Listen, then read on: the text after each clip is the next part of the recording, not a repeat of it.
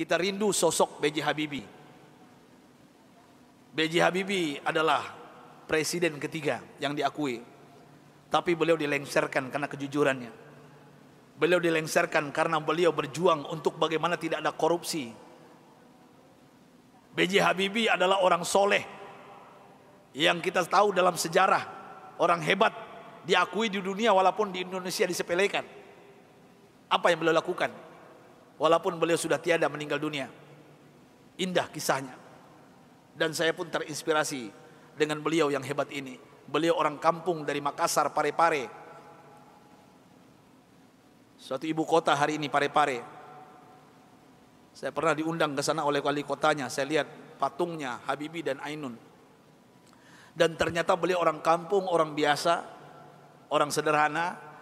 Allah berikan kecerdasan di otaknya. Kenapa? Kita merindukan sosok pemimpin pejabat seperti beliau, yang tidak durhaka kepada orang tuanya, memuliakan orang tuanya, tidak pencitraan belaka. Dan hebatnya lagi ketika beliau ke ITB meloncat kuliahnya. Dan hebatnya lagi ketika beliau melanjutkan studinya ke Jerman. Disinilah saya pribadi mendapatkan inspirasi.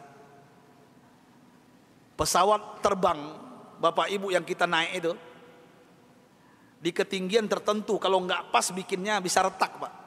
Pesawat itu bisa retak. Siapa yang bisa menyelesaikan itu? B.J. Habibie, Pak. Di dunia yang bisa menyelesaikannya B.J. Habibie. Sampai beliau digelari oleh teman-temannya di Jerman apa? Mr. Crack, Mr. Retak. Bukan retak otaknya, Pak. Nah, pejabat kita yang banyak retak otaknya, Pak. Ini maksud saya apa? Pesawat yang retak itu beliau bisa menyelesaikannya. Ini kehebatan Habibie yang mungkin dilupakan oleh bangsa ini. Tapi ada yang lucu, aneh bin ajaib, ternyata beliau bukan orang tercerdas di dunia. Sampai beliau di Jerman, apa yang terjadi? Beliau tidak pernah ranking 1, ranking 2. Beliau ranking 3. Sampai beliau cemburu kepada 2 orang yang ranking 1, ranking 2. Dan ini orang Yahudi, Pak. Orang kafir, laki dan perempuan. Saking herannya beliau, padahal beliau apa yang beliau isi itu benar semuanya. Tapi saking penasarannya, bertanya kepada Yahudi 2 ini. Apa kata beliau? Aku mau tanya kepada kalian berdua, apa rahasianya sampai kalian hebat di dunia ranking 1, ranking 2? Saya kenapa tetap ranking 3? Apa jawaban Yahudi 2 ini, laki dan perempuan ini? Oh, Rudi. Beliau dipanggil Rudi, bukan Habibie. Ya, Baharudin Yusuf Habibie.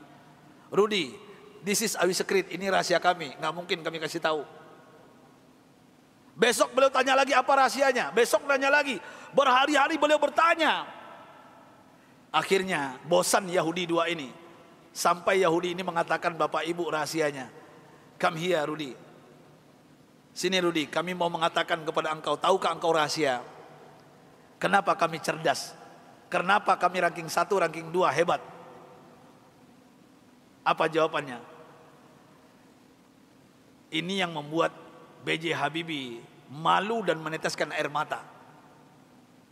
Pahlawan yang hebat ini, ketika Yahudi ini mengatakan, kami di sepertiga malam terakhir, jam 3 bahasa kita di Jakarta, bangun.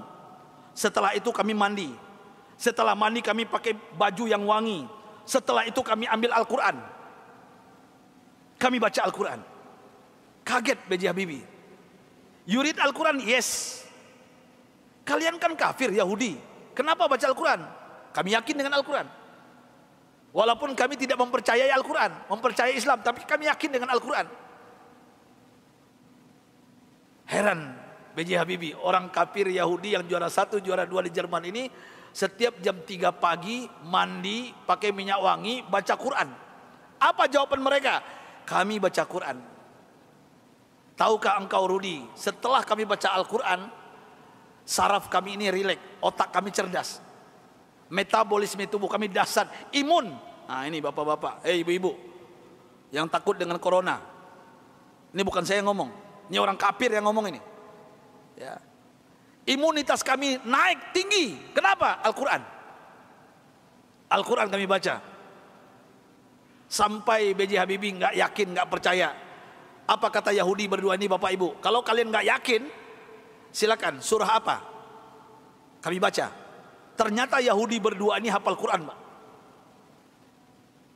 Apa saat itu jawaban B.J. Habibie? Thank you very much, my brother, my sister. Beliau pulang ke kosannya, ke kontrakannya. Sampai di kosan di kontrakan, beliau sujud menangis. Rasanya tertampar wajah beliau, malu beliau, padahal beliau beragama Islam, orang kafir. Jam 3 bangun mandi baca Quran.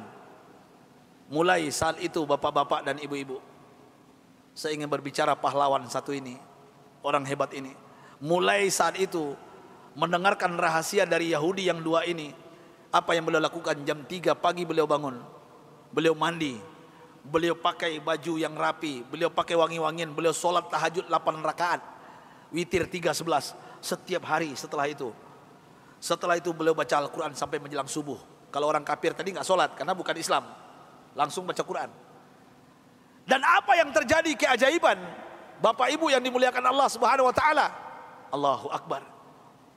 Keajaiban ini terjadi. Semenjak itu, setelah itu B.J. Habibie berubah menjadi ranking 1. Yahudi yang 2 tadi turun ke bawah. Dan orang Yahudi berdua ini menyesal memberikan rahasia kepada B.J. Habibie. Artinya apa? Kalau ingin merdeka kita di Indonesia, jangan tinggalkan Al-Quran. Kalau ingin sukses anak-anak kita, bapak, ibu, cucu kita, sampaikan kepada mereka Al-Quran adalah obatnya.